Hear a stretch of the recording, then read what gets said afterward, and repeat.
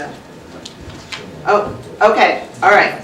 Good. We're ready to go. So I'm Sharon Feigon with the Shared Use Mobility Center. And first of all, the Shared Use Mobility Center, we got started just recently, and I was the CEO of Feigon Car Sharing, which was a nonprofit car sharing in Chicago. We started it 12 years ago, ran it until 2013, and then sold it to Enterprise Rental Car. Wow. And with the proceeds from that, which went back to the Center for Neighborhood Technology, our parent organization, they allocated some of that money to start the Shared Use Mobility Center. So our goal is really to continue that mission that IGO had, which is to make it possible to live well without owning a car. And the way we're doing that is as a public interest partnership and working closely with cities, transit agencies, communities. And the goal, again, is to extend the benefits of shared mobility to all.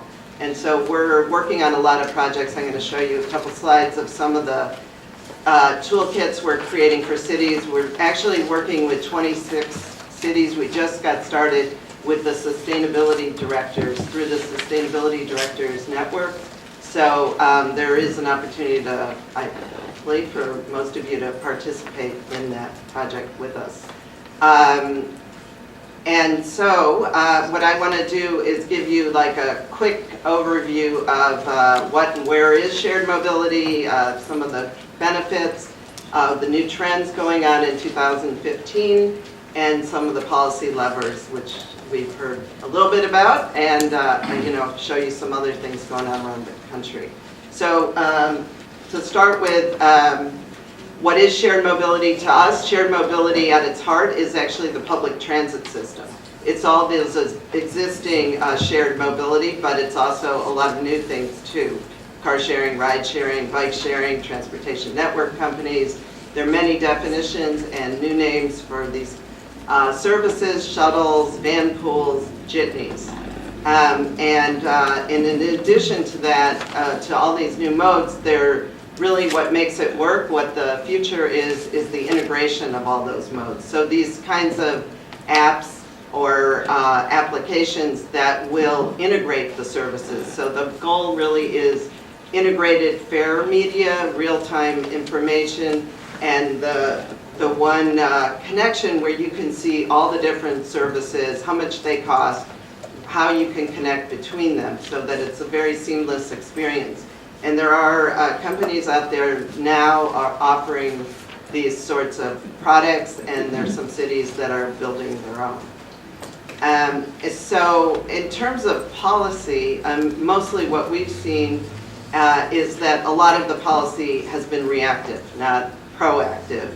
And my message is really, try to get as proactive as you can and get out ahead of the curve. Now it's hard, obviously, because the change has been so fast, and it's been led mostly by the private sector, like Uber and others. And so the concerns obviously are about the impact on the existing systems, about the long-term implications. And I think there's a wide variation as we look around the country. There's some cities like San Francisco kind of overwhelmed by so much shared mobility, and then other places looking to attract more, and the need to protect the public without stifling innovation.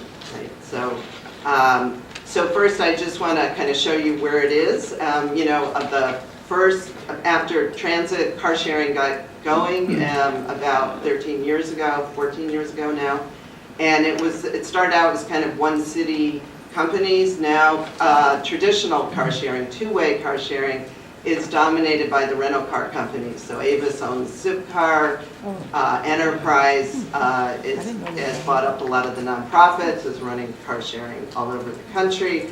In fact, it's in 242 cities. And then we had the emergence of peer-to-peer car sharing, where you put the technology in a privately owned car and make it available for sharing. It's grown slower, but has a very big presence in the Bay Area. And then the car sharing that is growing the most right now is the point-to-point or one-way car sharing. So car to go Drive Now. These companies are car manufacturers, so Daimler, BMW, that's who's gotten into the point-to-point car sharing. And it's growing really fast, and it requires quite a big presence to have the one-way work. And according to something I just read, there are actually 59,000 Car2Go members in Seattle. So I mean, it's really taken off. And one thing for a lot of your cities is that this point-to-point car sharing seems to work pretty well in mid-sized cities and smaller cities. So Austin, Columbus, Ohio, San Diego, a number of different sized cities have this service now, and it works as a first and last mile solution. And then of course there's the bike sharing, and there are now bike sharing in 52 cities. 13 more systems planned for 2015, and a bunch more planned for 2016. And then we have the TNCs, the transportation networking companies, we have the ride sharing, and we have the e-hailing. So that's the electronic version of taxis, and we have a lot of new entrants, a lot of new companies coming in, and they're operating in 140 plus cities in the U.S. So then there's shuttle companies, and the shuttle companies, there have always been a lot of shuttles, but what's new about a lot of these, and I think Gabe Klein talked a little bit about Bridge last night, but they're really using a lot of data to design the routes and have flexible routes and on-demand kind of service. So they're able to fill in gaps in existing transit systems.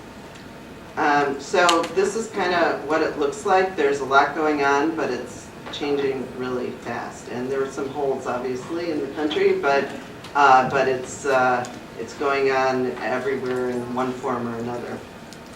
And so just, we did a little bit of analysis looking at, we actually have the data of every single bike share bike and every single car share car in the country. And so we were just looking at 20 cities, and you know, there's a lot of variation in terms of size of these systems. New York City is the biggest at 6,000 bikes, and their plans are to double to 12,000 bikes this spring. Chicago has 3,000, they're planning to go up to 6,000. So some of these are really becoming large coverage areas. And in car sharing, when you combine all the different types of car sharing, you know, the Bay Area, it comes out in front. So what we're seeing is this shift from, you know, I own my transportation, I use my transportation, to, you know, ultimately I access a menu of mobility options to meet my needs. And that's where we see the transportation in cities going.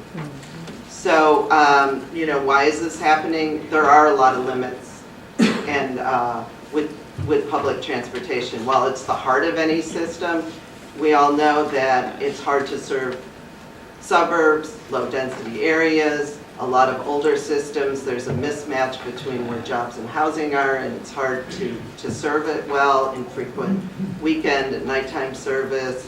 You know, then the most used transit lines are overcrowded, it's hard to get the funding, and it takes a long time for expansion, and the connections between different systems are limited. So in terms of shared mobility, the bike sharing, the one-way or free-floating car sharing systems do a lot for first mile, last mile. Whoa. Sure, yeah, I'll keep talking, but anyway, don't take away my slide.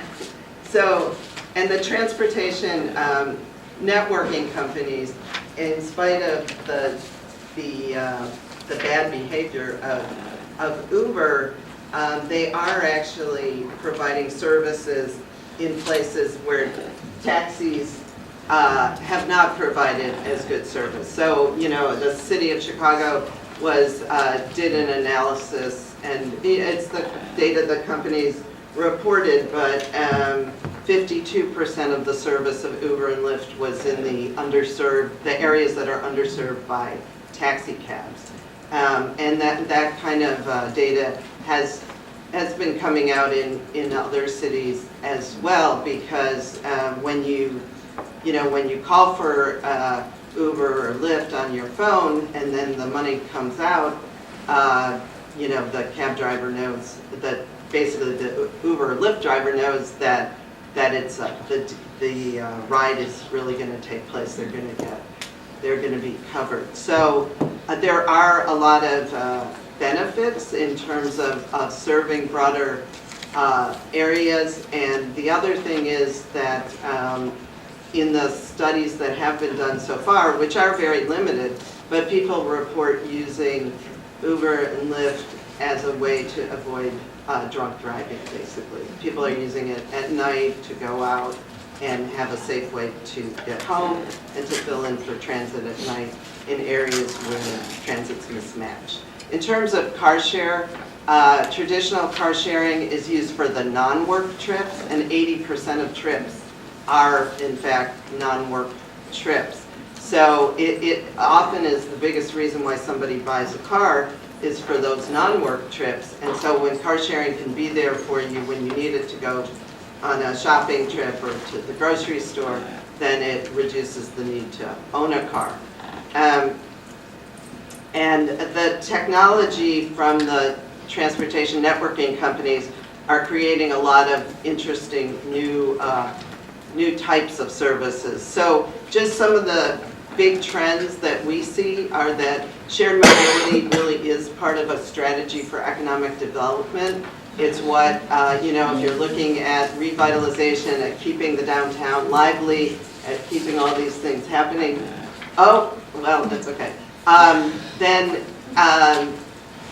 having bike sharing networks, having all of this mobility is part of that.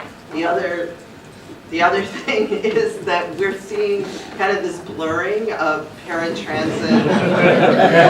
Yes, and here it is. But a lot of these systems, they're coming closer to being like paratransit services. And we think there's going to continue to be growth in smaller cities of these new options. And so it actually can put pressure on your existing transit systems to expand and try and do a better job. And the integration of the back-end services. And then taxi competition. I think one of the best things actually that has happened with the entrance of Uber and Lyft is that it has put pressure on old industry that needed upgrading. And so now there's a lot of interest in both electronic fare payment and in new apps for taxi cabs. And I'm not going to get into it, but the rise of shared mobility for freight and delivery, I think Gabe talked about that a little bit. So some of the new services, there's ride splitting with the transportation networking companies. So this is the Uber Pool Lyft line. This is where you share a ride within these services. That's what I mean by we're moving closer to paratransit. Suddenly we're sharing rides within a vehicle. These other things, Lyft Hero, rides for seniors, shuttle, it's certified child care providers who are driving cars and picking up kids and using the technology of Uber. So these are really interesting new developments that can add mobility in your city. So in terms of policies and how to kind of get ahead of the curve and direct where the growth goes and also allow for it, I think there are policies now to allow on-street spaces. This is what every car-sharing company's dream is, because of the visibility, the potential that it gives them to grow. So these are huge numbers. 900 in San Francisco. The pilot project is starting with 450 cars on the street, but San Francisco is directing where those cars will be located, what the specifications are, and also the rules. If you're going to be a participant in this, you have to share your data, you have to, meet certain definitions. And in Seattle, there's now plans for really ambitious growth. The other thing about permitting cars on the street is it's also a revenue source. So Seattle is estimating $2.2 million from 1,300 cars on the street over the next year. So that's, an example of what can happen. Fees for using bus stops. That's another pilot project going on in the Bay Area. The shuttles, they're getting so crowded in the streets that there are rules now. So if you want to use the public right of way and stop at the same bus stop, there's a cost to that. And so that's underway and is really interesting. Bike sharing, I think there are a lot of partnerships and private sponsor models that are happening. I just wanted to show this kiosk, which is, I guess you can't see it. Well, anyway, the kiosk I was going to show is for helmets, because you can actually require helmets. There is a vendor now that is providing helmets. It's a $2 charge, and they take them all back and clean them and put them back in the vending machines.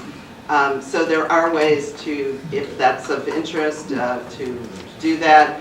Reduce parking requirements for buildings with bikes is another great incentive. Easy to do, and a developer would love it.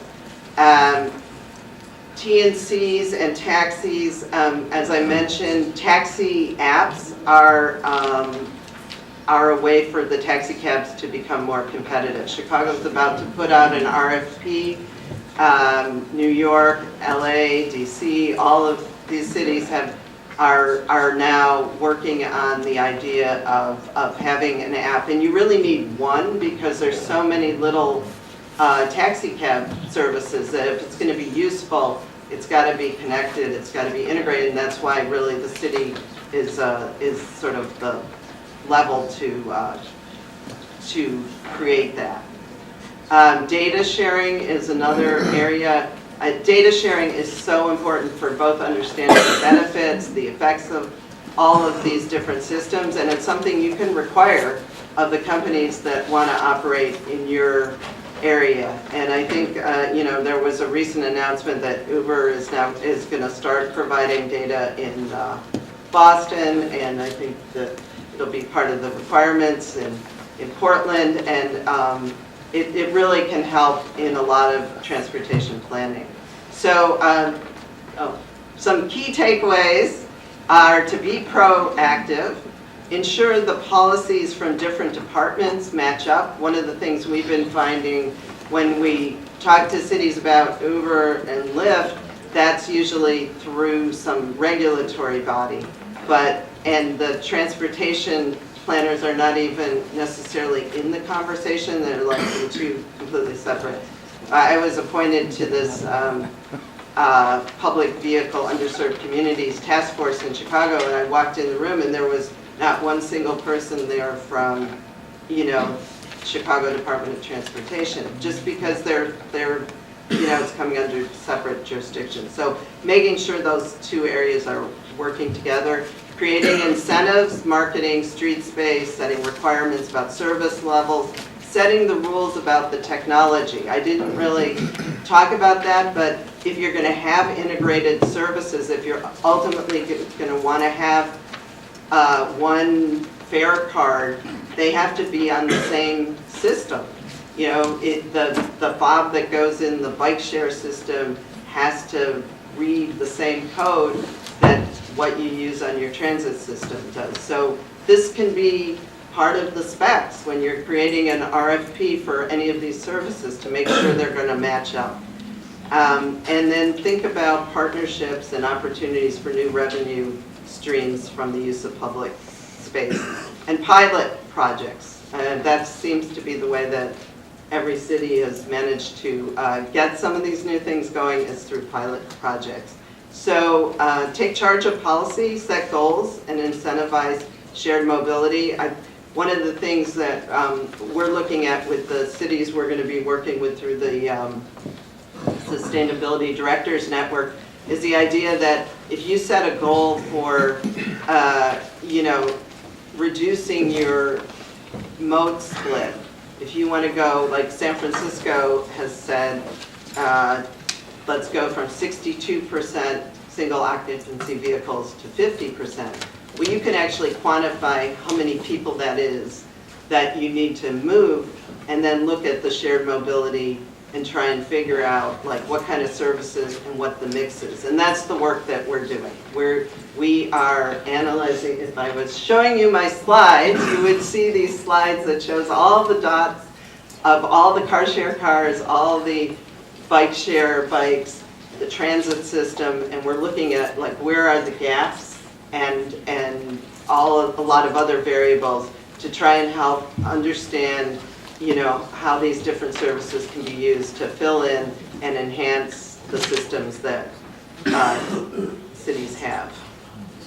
And we did, and my last slide that you can see is we were just like looking at Chicago, and kind of if you took the car share membership in Chicago is around 3 to 5% of the people who could be eligible car share members, and if you move that to 20%, then how many cars does that take off the road? What's the BMT reduction? What's the CO2 emissions reductions? And we quantified a number of those things, and we're going to be doing more of that kind of work. And then finally, it's really, it's ultimately, my last slide is just lots of people in this huge intersection, because ultimately, of course, it's all about the people. Thank you.